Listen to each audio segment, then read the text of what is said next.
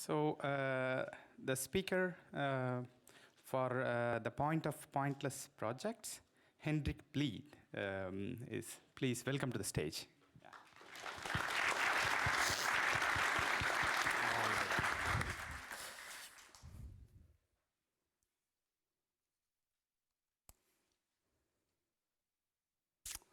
Okay. Hello, and welcome to this this presentation called "The Point of Pointless Projects." I had prepared for the small room, so hopefully the presentation is you can see everything I want you to see here as well. So I'm going to tell you about some spare time programming projects of mine, and I'll try to extrapolate some insights about such projects in general. My name is Henrik Blidh. I've got a master's degree in engineering mathematics. And this is how you can get in touch with me. So as such, I'm not a programmer.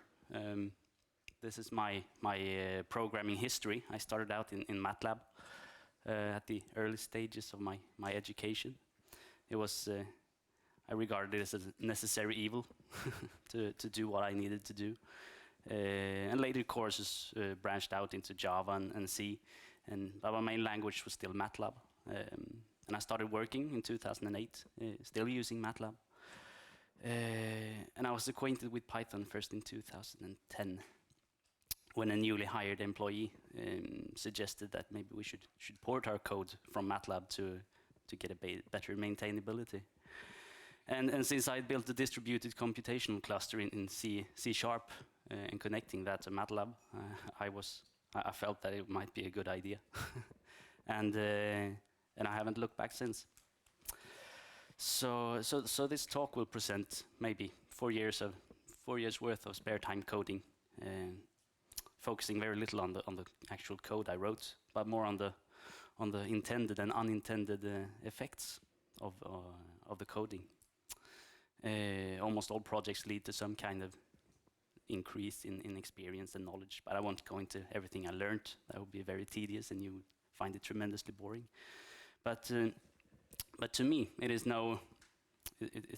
no coincidence that my true onset for the love of coding that I now have came after I started to feel comfortable with Python. I find Python exceptional in its potential for rapid development, that one can get quite a lot done in half an hour before bed, or an hour during commuting to and from work. So important, just so we're clear, I love pointless projects, and pointless is by no means the same as worthless. Just so you don't. So you know what I mean when I talk about the pointless projects. This is a personal and very incomplete definition, but pointless projects are, in my eyes, something that is of little or no use to the general public and created for either educational or artistical purposes, just because it's fun to do, and then some optional properties. They're often very time-consuming, and they solve simple tasks in complex or complicated manners. They might be the wrong way of performing an issue at hand, and as such, they might address aspects of the issue that is not often scrutinized. So let's look at some examples from the web of pointless projects I found there. Reenacting the Norwegian author Karl Ove Knausgård's books in Lego on Instagram. Lovely project. Brainfuck, the programming language. Most of you will probably have heard of that. This is Hello World. Building useless machines. This is also, I love this. And basically every Sudoku solver ever written. Has anyone written one? A few. The advent of my pointless projects, my father-in-law gave me a book of 365 Sudokus for Christmas in 2012. And I solved about 3 of them and thought, this could be automated. It could. So I decided to write a Sudoku solver in pure Python with no dependencies. And I could solve Sudokus from the terminal. And when it was done, I realized I would never use this. is I had to enter the Sudokus manually. Hopeless. So the desired output was the Sudoku solver. Unexpected output, I had to write a package for parsing images and extracting the Sudokus from the images, of course. So you have an image like this. You find the Sudoku, and you extract the digits, and you solve it.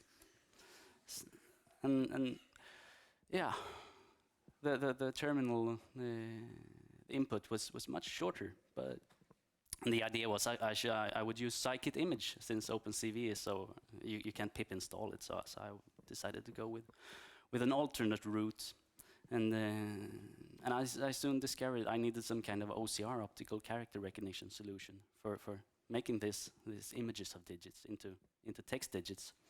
And after doing some failed tests with Tesseract, I decided, well, I'll do it myself then. So I read some papers and decided on elliptical Fourier descriptors. That would be lovely, and some machine learning on top of that. So you got the features and just shove it into scikit-learn. I couldn't find any good implementation of elliptical Fourier descriptors online. So I wrote a package, or it was included in the Sudoku extract solution. But this actually turned out to be the real interesting part.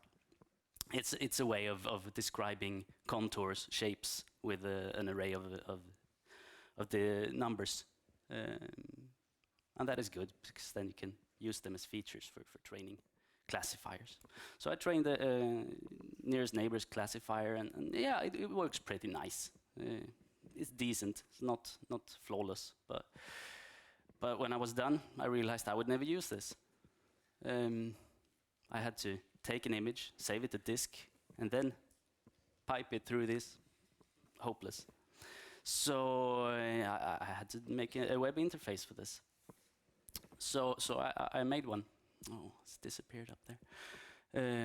I called it Xanaduku, shoved it up on Heroku, and well, there it is. Desired output, this Sudoku solver, and finally, the Sudoku project is at an end. I was happy. I moved on to something else. At work, I got an assignment to do an ASP.NET project using BankID, the Swedish digital identification solution. And no one had done this on Python before, apparently, so I did it myself. The BankID applications behave differently when called on iOS and Android, and from different what do you call it, web browsers, of course.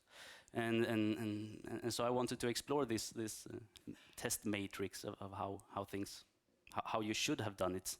I did this when this assignment was done. So I felt like I don't want to do this in C# in ASP.NET. Let's do it in Python instead, because that will be more efficient since I am more proficient in Python, I think. So the BankID exploration project started out as a small Flask application. Turned out that the real output was actually the BankID client for Python, and as I was doing it in Flask, it became an Flask extension as well. So the desired output was the Flask web application exploring the uses of BankID. I never got around to try it out because the other things was so much more fun to do. So I did that and then pushed it up onto GitHub and moved on to something else. But it had this exploration project had a pretty decent project fallout, right? So let's look at something else I did concurrently, actually. A friend of mine called me and said, how would I go about measuring the output power when I lift weights? He's an amateur weightlifter and lifts this heavy stuff. And he wants to measure stuff. So he asked me, since I've been working with accelerometers and gyroscopes for several years. So yay, prototype time.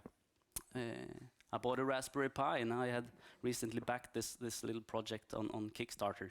So a sensor chip with these sensors that arrived at my doorstep. So off we go. I built a client for this, communication client for this little chip.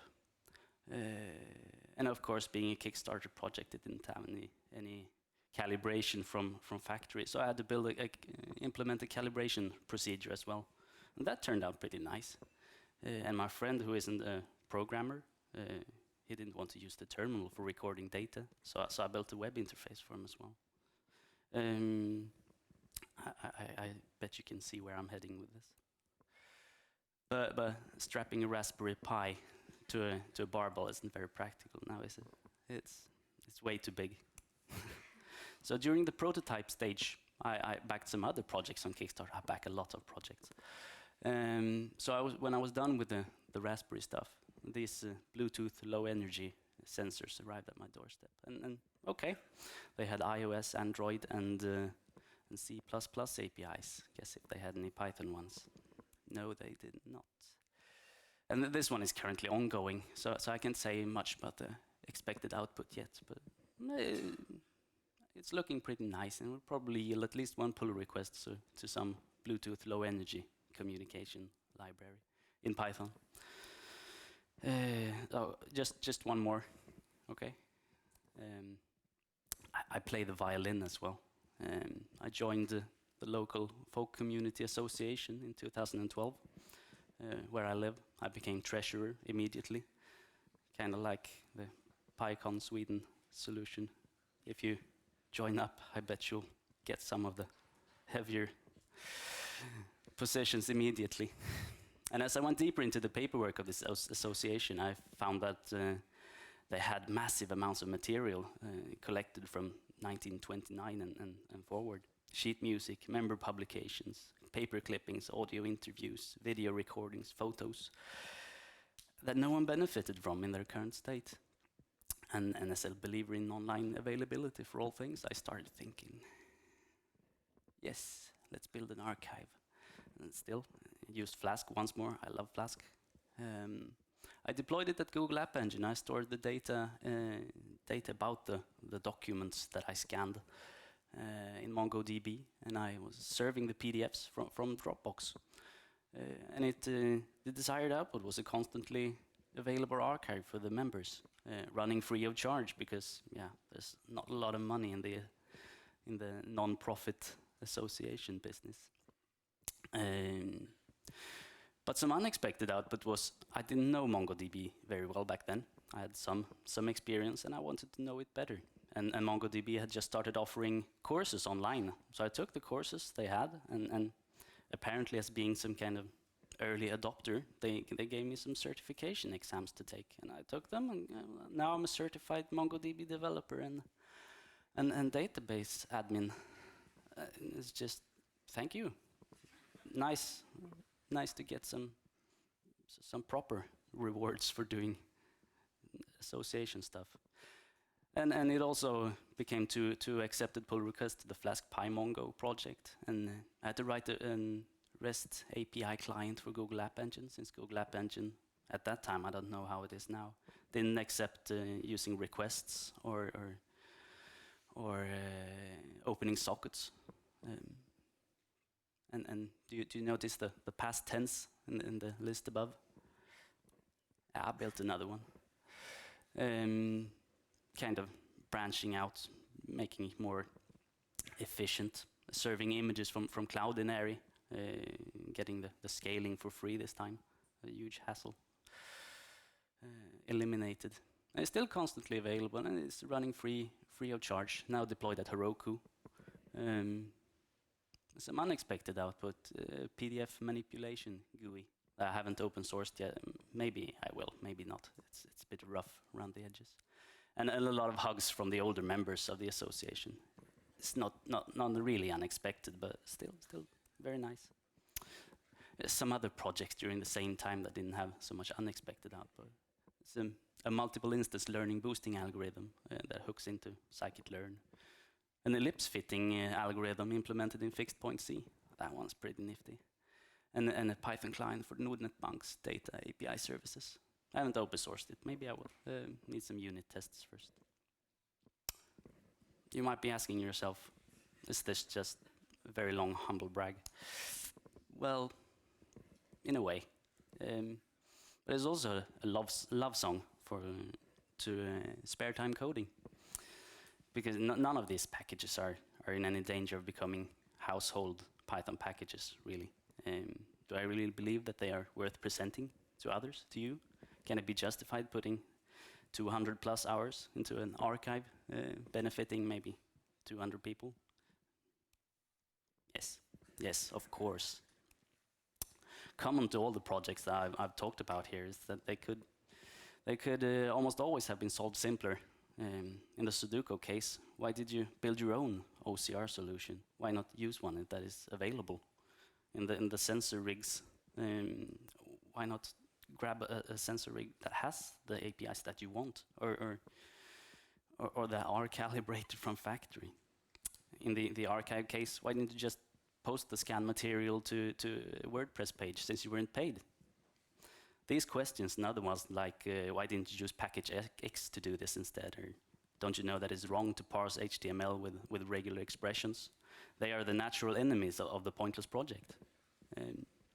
The self-imposed boundaries and restrictions are a vital part of the pointless project.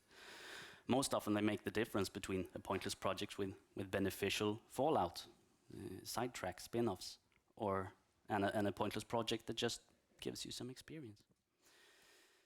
So, as per usual, it is the journey that is the actual point of the pointless project. Here illustrated by the poem "The Road Not Taken" by Robert Frost. I studied literature before I started programming. And it's a very common conclusion that the journey is the actual point, but it's worth iterating once more, I think. It is the road less traveled that yields the unexpected, that initiates this odyssey of code that takes you to new places and that enables you to make glorious mistakes. The initial ideas of the projects intermingle and spawn new ones, which opens your world to the unexpected. So, and the things I did because I was excited and wanted to see them exist they've never let me down, and I've never regretted any of the time I spent on any of them. Thank you for listening.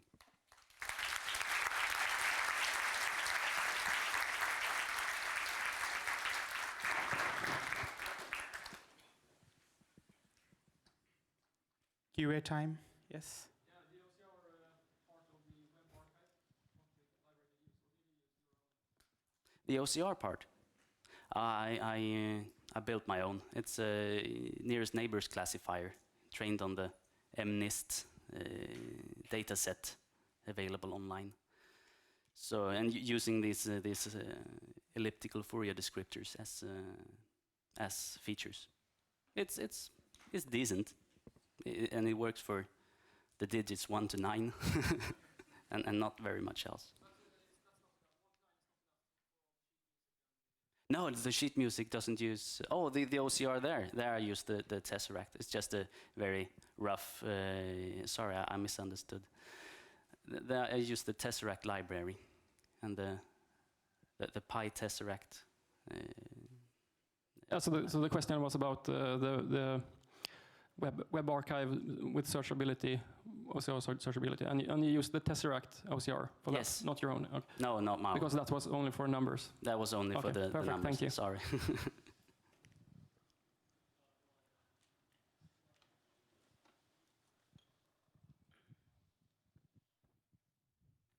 Any other questions?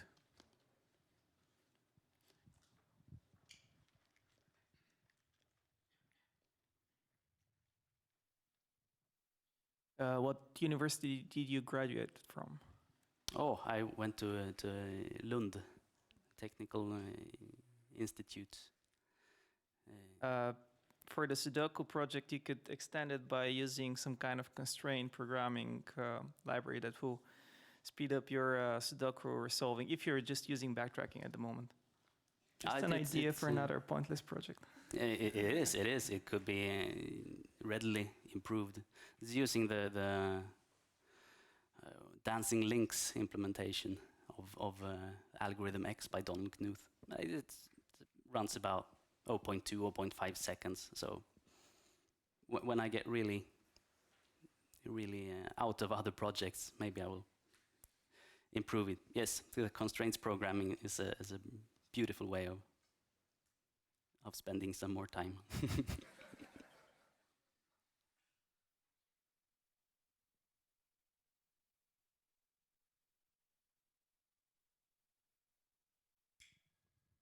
Any other questions? Anyone else want to share their pointless project experience with Henrik? Thank you, Henrik. Yeah, big applause.